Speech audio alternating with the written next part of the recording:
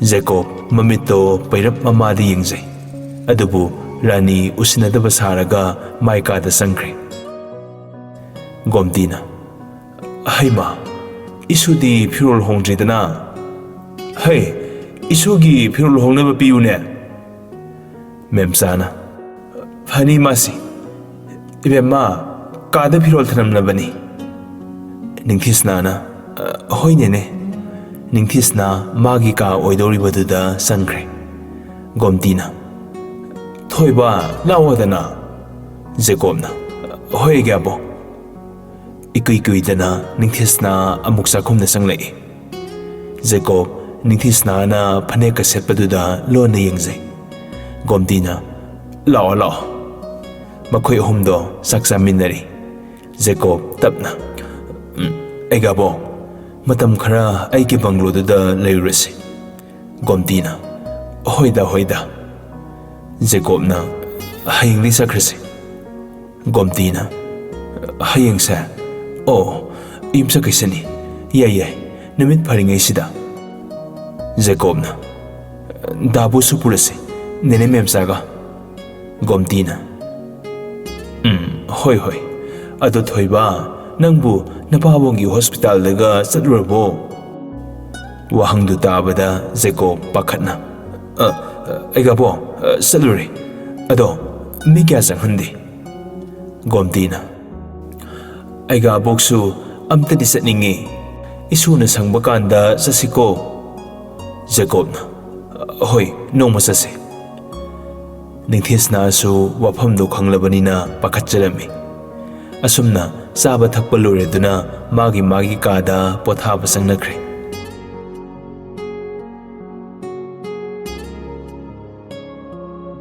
Jacob ti tumba yaramde. Mamana atopa nupa amaga satminabai photo do urubada tension sumsum leirami. Mapabungna kaida leikraba. Khallubada pothapam khanglamde. Marupsingduda message thanarami. Athuba matamda pabung kaida leithisi. Waphamse aikhoi khakta khangnasi yaya lawba yade. Maramdi maduna hena pabungda khudongthiba nangani. Marupsingdu online leibana reply pinarai. Lina. Yaya bhai. Kaisu khalunu. Phangnaba thisi. Rogerna. Ai leiringaida marup kaigi matha sadoino. Athubada phangnaba aina honarakani. Rokina. Maduda senabu khuding lem tharoisi. Irikna. Kande. Maiti nungsa olase. Borisna. Olase. Hani pusido hanjilase. Marupsingdo ngahak sat tongnaraba matungda mahi tumnakre. Numittu hawkre. Ningthisna mayumda dum yahunganjai. Migi mayum oirubana amukka hena nganna horami. Babuna. Haima. Isan horabro. Ningthisnana. Ibung. Babuna. Nene breakfast semaani. Ningthisnana. Yarni ibung. Ay irumay thazarukige. Aduga yambong hoy igabo hoy ka pulap saminarage. Babuna. Hoy. Ningthisna magi kada muksangkre. Masindasu murum soli. Kaino, yambong sipo. Hosipo hogatrimale. Meeting sulairibani. Karangan na sa tiyaroy. Ay su yumdagi po sa ilarugi haridubo.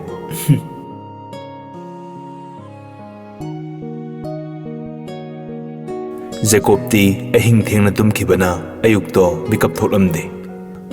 Gomti su haugatuna irumai thazaraga thorai. Imausana. Hey, thoiba. Noiba hojik phauba hogatribro. Ningthisna su irumai thazaruraga thorai. Aigabo. Ai office atringaida yumda hana salukhige. Pochei phirol keka khara larukhige. Gomtina. Thoibaga saludana. Ningthisnana. Yarne kyabo. Ai dum saluge.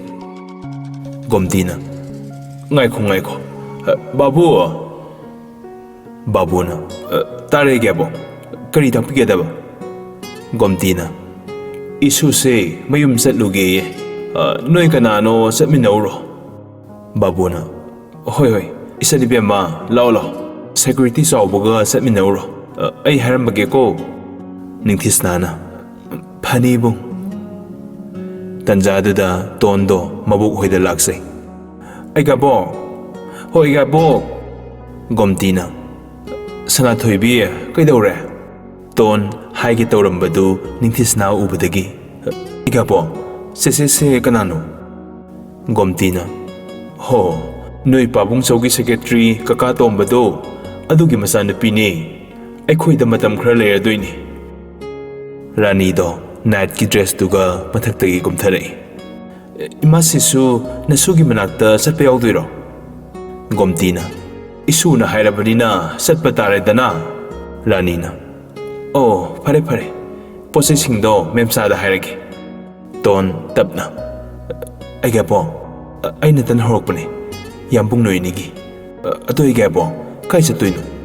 Gomtina. No Yambungi Bangloda, Matam Krale Urage. Ton, Nuaitana. Isolake Gabo. Gomtina. Noi Pabung Sora Dunabu, Yarakadro.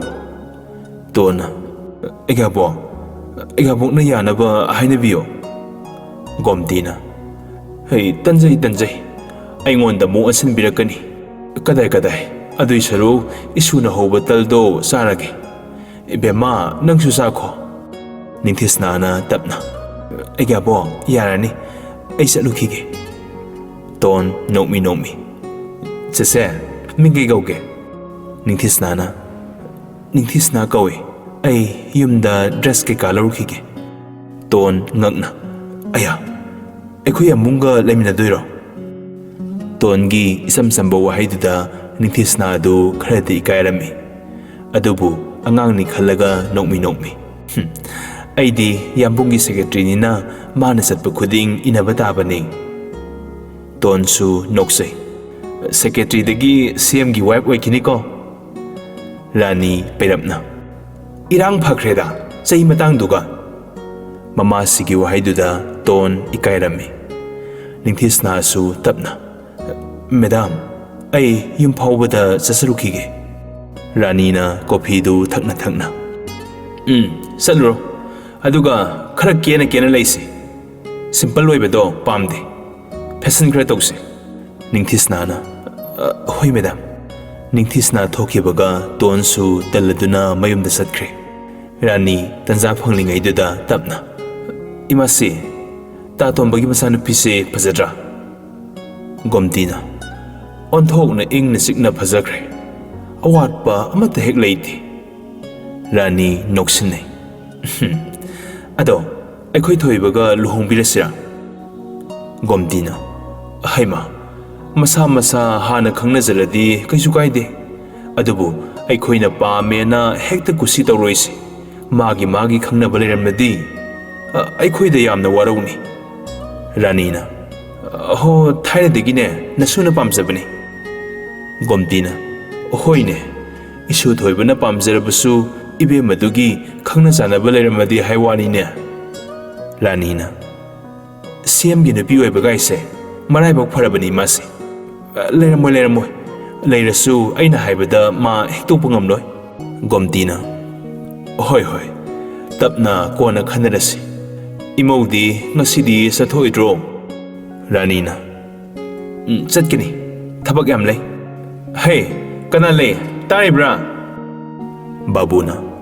Madam. Ranina. Ay, Tabagaruba Masatkini. Sakngalo hayo. Toibadi Hosibaga Tribra. Noikanano, Hodoluso. Mataktagi Zakobna. Mahagwere Wadba. Wari Nungayana Tarambani. Ningthisna Queenie Atuba Luhungaga, Hodiman Zakibadonatro, Mamana Pamnisa. Ranina, Kaishuthosadana.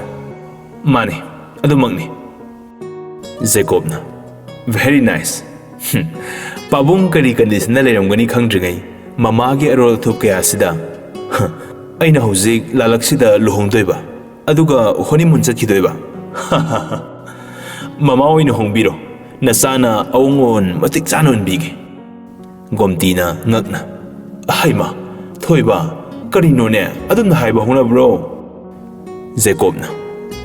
हो नचानुपादुना मीगी अतोप्पा खंगनजबा लेना लेना कइदौबगी फारगा लौरमिनो मी हौजिक heart कायरिबने romance ती many मसा पाखंग फाराबा आई फाव नुक्सिरमनी थाजरगट्रे रानीना सावरगा थोइबा वा मखा तानु Jakob करिमता थौसादना ताजरोय Y संबी होरो अखोइदी बंगोदा लेजरुरगे रानी असुम्बा सारगा मनेमदो ओनसलगा मखोइ मपा मसागी खोंदासे उबिरेदना इसम जंबा नुपा मत उनरसु थबक चटमिनरसु अइबु बदनाम पीनबदो होना लेने मी अतोपना सिबु तारगा सीएम की मुंगनी हाइदना रेस्पेक्ट तौखिद्रो जेकोबना रेस्पेक्ट तौरबो पामनदी नीति नियम खर सुमथोकसे थाइनगी थी वनख्रब वारी क्या क्या दो निंगसिंगलगा ड्रामा सानखिगे हाइब्रो रानीना ममाई की संथक्तगा खुमलदना नंगना अरोनबा क्या क्या चटपदो अई करिमता खंगलमोय खनब्रो इमासी नसुसे ममाई ने वारकपा याद्रे इमासी न खर वारकपियु मिहात पंगांगसे अदु हैरमलगा मखोल थोकना गम गम काखत्रे गोमतीदी अंगक हाइदो ओइरे करिनोने नोइना ngangnei sangnei दुबो जेकोबना आइगाबो सोनो कना चुरिबने अदुनने अइना साइख्रसे हाइसे लेजे हरनी पतोमता दाबो अइ ब्रेकफास्ट चारगे बाबूना फनी फनी थोइबा दाबू पुरक लगे जेकोब मागी कादा संगले मसी नुपीसिना अइंगोंदा हैरमदना चटलेरमे अयुक्सिदने खोइदौ सौगटपने मंगोंदा लोइ ताइननी को ngasi बाबूना थोइबा जेकोबना दाबू बाबूना सेक्युरिटी चाउबगा चटखिबने जेकोबना इकायरप तौना याइदा होय बाबूना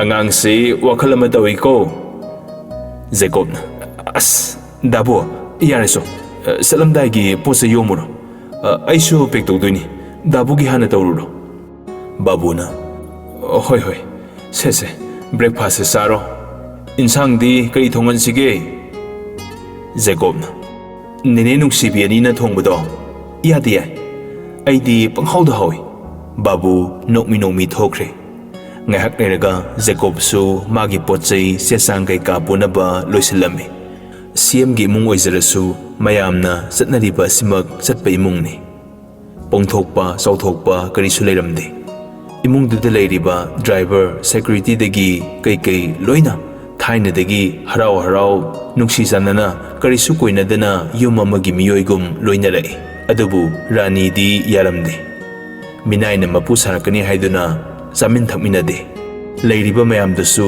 थाइनदगी रानीदा खौतकसाई ngahak lerega ningthisna do halae nene yambung loisinkrabo memsana haima nene di sakhum da leirubani na khangde ne hekta karaga hangluro ningthisna na as nene nupi aina nupai ka da sangbado sum wado haibeloi jingai da memsana nokmi calling bell do hekhingo isasidi ningthisna su noksei hoi nene अदु हायरगा निंथिसना मथक्ता काराई Jakob की calling bell दु खिंगलमे Jakob ती निंथिसना ओइरमनी खंगदबनीना चंगो निंथिसना सु थोंग दु हांगलगा फचंगलुई Jakob ती इरुजरुबगी twelve दुगा सूटकेसता dress हाप लेरमे अनि दो फट हेक मिसानै निंथिसना दी इकाइबो कइबो सॉरी यामबो आइसु लोइसिनजरुखिगे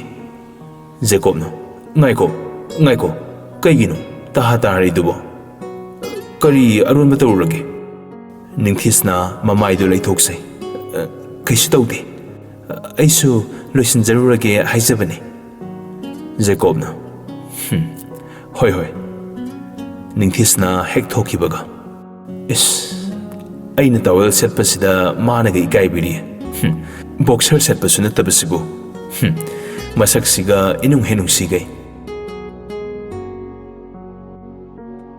mahai loisin bahunare saksu khara sanakre memsaga babuga khak purami atai security driver kaikadi rani ga lehore Marup mayamdasu bodyguard da bodyguard mali. Wang chawba ngaktani. Court sutai tawduna tanan tanan loini yawnare. Jacob amadi ningthisna tongdoriba car du sumangda thojilai.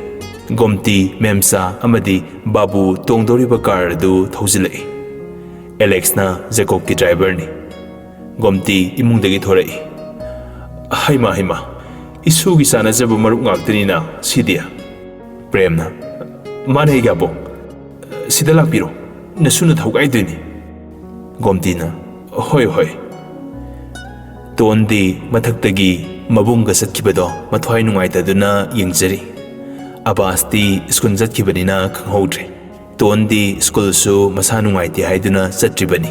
Anabagi nadde mabok hoi satkrani khanbadagi mathwai nungaijadribani. Jacob nadi ubidana car duda dongkre. Roger nadi urami.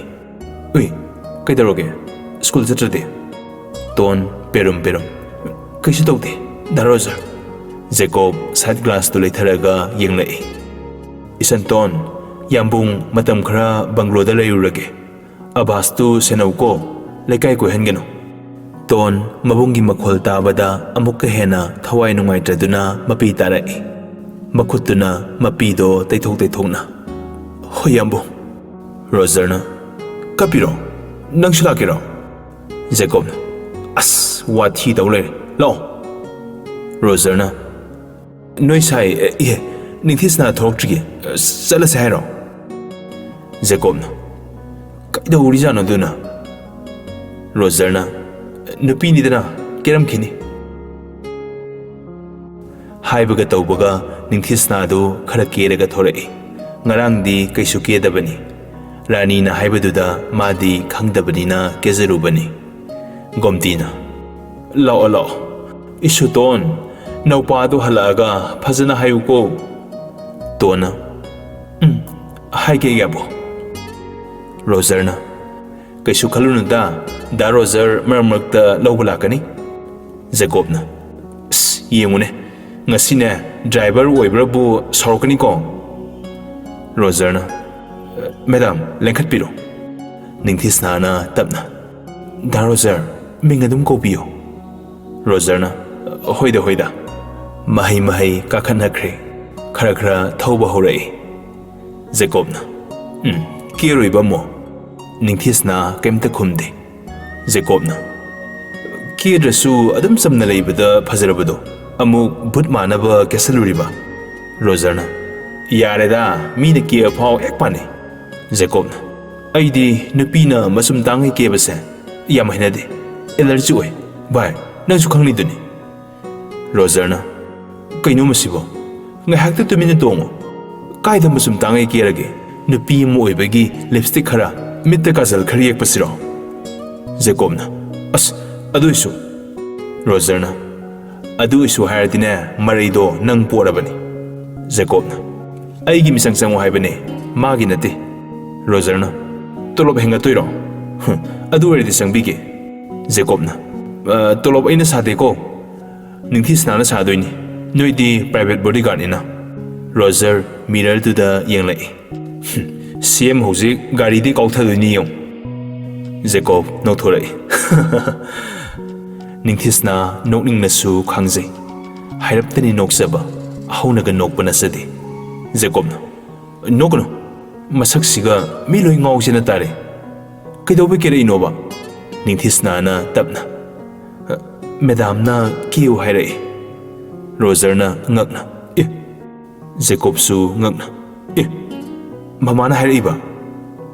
Ningthisna na Jacob na lang thakna basinbiri ba haipa kusado. Roger adune thaina degi like jazare se masu muk thakpiri ba. Wari sana lakpana Jacob ki banglo yore. Police officer kharasu leirami. IRB mayamsu duty taduna leirami. MLA kharadi laknarami. Adubu anambana laknaramdri.